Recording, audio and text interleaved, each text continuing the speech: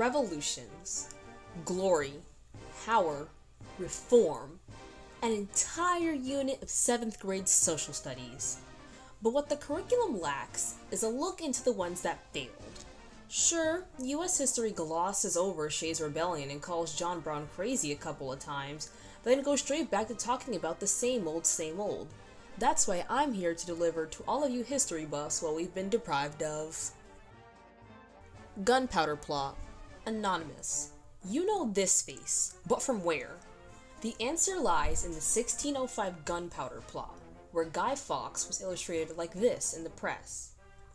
Guy, or Guido Fawkes, was part of an English Catholic group that planned to blow up the House of Lords in November 1605. They were disappointed at current King James I's lack of religious tolerance for Catholics and had set their sights on killing him and placing his daughter as a Catholic queen.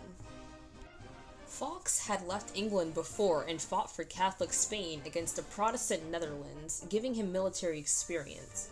He was selected by the English Catholic group to guard the barrels of gunpowder they had stored under the House of Lords. An anonymous letter sent to one of the barons is what gave them away. Fawkes was caught at his post and became the face of the failed assassination. 8 of the other conspirators were caught, and their leader, Robert Catesby, was killed in a stand against the sheriff that pursued him. Fawkes and the others were executed by being hanged, drawn, and quartered, which Wikipedia graciously demonstrated for me. Thanks, Wikipedia!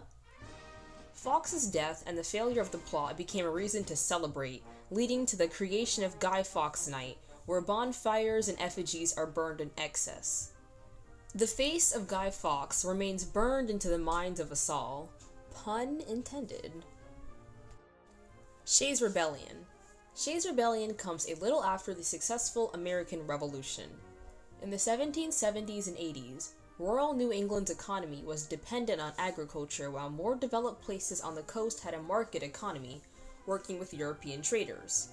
Up until the war, these rural people used credits like an IOU situation where if times were bad, they made ways to pay each other later. This worked out okay until the European traders started to demand cold hard cash from the people on the East Coast. These people in return demanded cash from the rural people. This arrangement, however, simply couldn't work. These farmers, mostly veterans, had not been paid during the war, and even after it, Congress and the state were dragging their feet on payment for veterans. These guys were broke. They were leaving the army without pay, only to be dropped in the middle of a debt court case back home. One such man was Daniel Shays. There was a small protest in 1782, but things got real in August 1786 when some protesters literally stopped the Massachusetts court from sitting. The governor called for this kind of behavior to stop and later organized a militia, but the militia didn't do anything, since they kinda sided with the protesters who were just trying to live. Shays was one of these protesters, and many other courts were shut down. There were attempts to punish and also appease them, but it was too late. Shays and Luke Day were leading their men towards the Federal Army in Springfield, Massachusetts, planning their attack for January 25th. Day then hesitated and tried to communicate the message to Shays, but the message was caught by General Shepard, who was guarding the armory. Shays marched his men forward, only to be met with the general. Some warning shots from the general were fired before he launched the grape shots. 4 rebels were killed and 20 were wounded, leading them to flee. They managed to regroup before more militias crept up on them. Of all of them, 18 were convicted and sentenced, but only 2 were executed by hanging. Where else do we see people taking over an armory?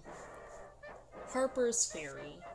John Brown's raid on Harper's Ferry is often regarded as part of one of the biggest events that led up to the American Civil War. Most of my American viewers are probably familiar with this image of John Brown attempting to lead a slave uprising. Brown was born in Connecticut in 1800 and grew up in Ohio.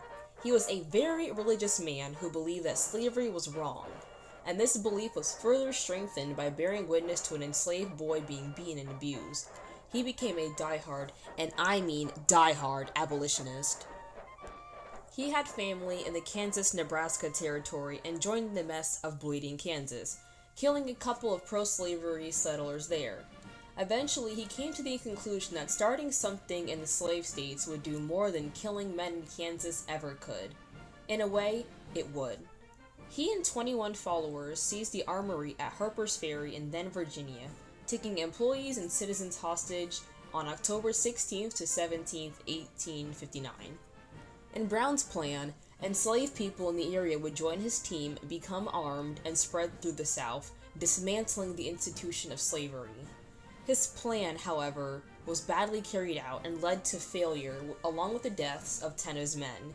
He was charged with treason, murder, and slave insurrection before he was hanged on December the 9th, 1859.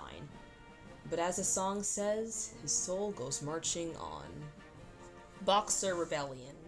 Okay, going to late 19th century China for the Boxer Rebellion. After the Opium Wars and Sino-Japanese War, Japan and many Western nations all had a part in China's economy against the latter's will. A group, which was called the Society of Righteous and Harmonious Fists, that we'll call Boxers here, were sick of it. They began training in martial arts in the hope of gaining enough strength to take bullets. Many of these boxers were poor and blamed their situation on foreign involvement. In the 1890s, they began attacking Chinese Christians and foreigners before they began killing Christian missionaries and destroying churches and public property in 1900. In the area where foreign diplomats stayed, an attack was launched on June 20th by the Boxers. Empress Cixi declared war on the foreign nations that next day. The rebellion went on for weeks while the diplomats' home countries tried to create a military force to put it down. An 8-nation army of 20,000 troops showed up in Beijing to get the diplomats and Christians out of there. The signing of the Boxer Protocol in September 1901 finally put an end to the rebellion, leaving China only more vulnerable to the foreign powers who would now keep troops in Beijing. $330 million in reparations was demanded from China. The open door policy was wide open now, leaving around 100,000 dead. So, failed revolutions. There's a lot of them, though here I only covered a few. As always, let me know what you want to see. I've decided to hold off on Bible content for the time being just because of how much content it has. Please leave a like if you enjoyed the video, and maybe subscribe if you like me and my content. I'm on socials, linked below, and I'm always open to messages and collaborations within reason. Thanks for watching my entertaining education.